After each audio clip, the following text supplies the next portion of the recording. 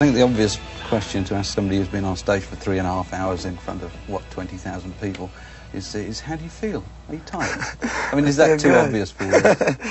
No, I feel fine, you know. What sort of routine do you get into on tour, after shows? I mean, you must live at odd ends of the day.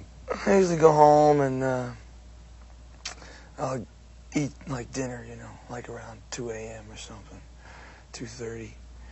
And then sometimes I go out, you know, I take a walk or something. That's mainly, there's nothing open, you know.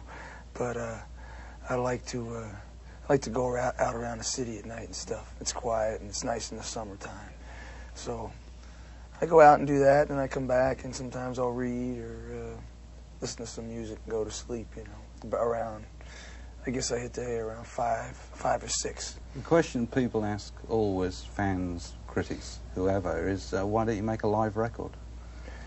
Well, I don't know, you know, I don't know that a live record, what we do at this point, a lot of it is about being there, you know, which is why we haven't done much television or much, too much of the video thing.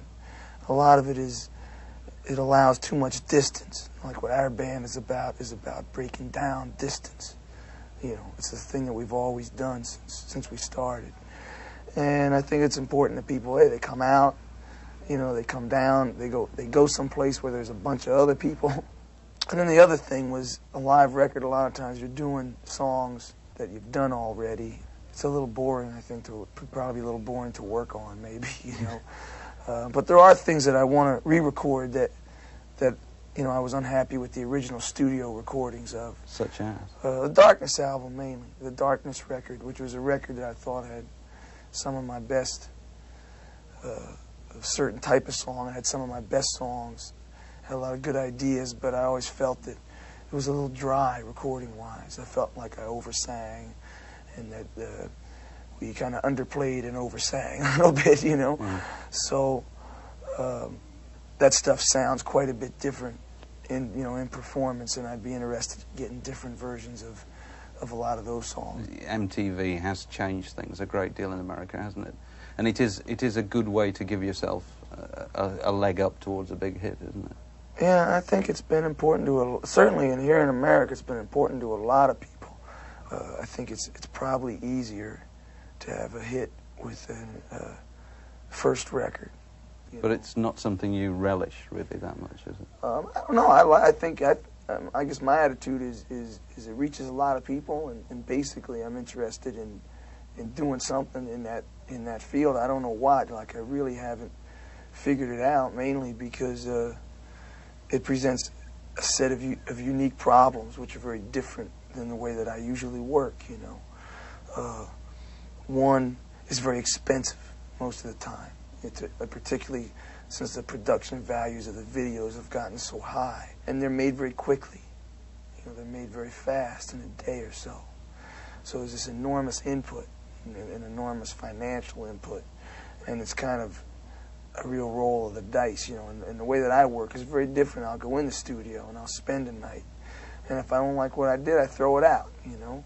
And you know, basically you can afford to do that, you know, and I work very slow. I don't work fast, you know, and I work slow because I enjoy having the control over what I'm going to say and what my work is, you know, and I work somewhat collaboratively, but not near as much as, say, a video, you know, where there's a director and all this other stuff, you know, and generally on my records I'm the director, you know, and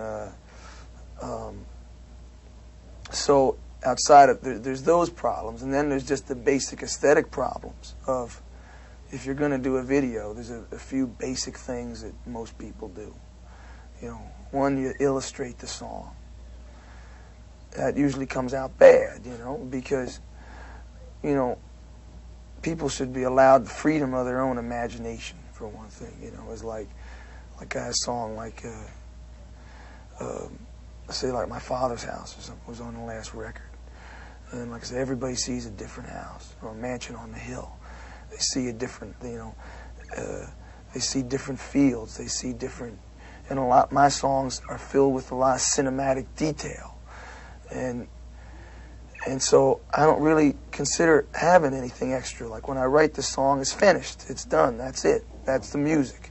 Music is evocative, you know. It's meant to like evoke emotions and personal responses in the listener.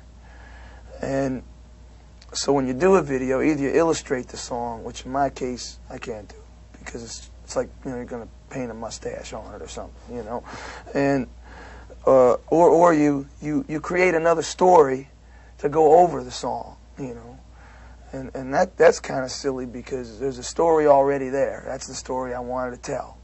So to create another story to go along with it, that doesn't make sense either, you know. I've spent 20 years learning how to write so that when you hear a song, you get the information you need, you know, you get the experience and the emotion that you need.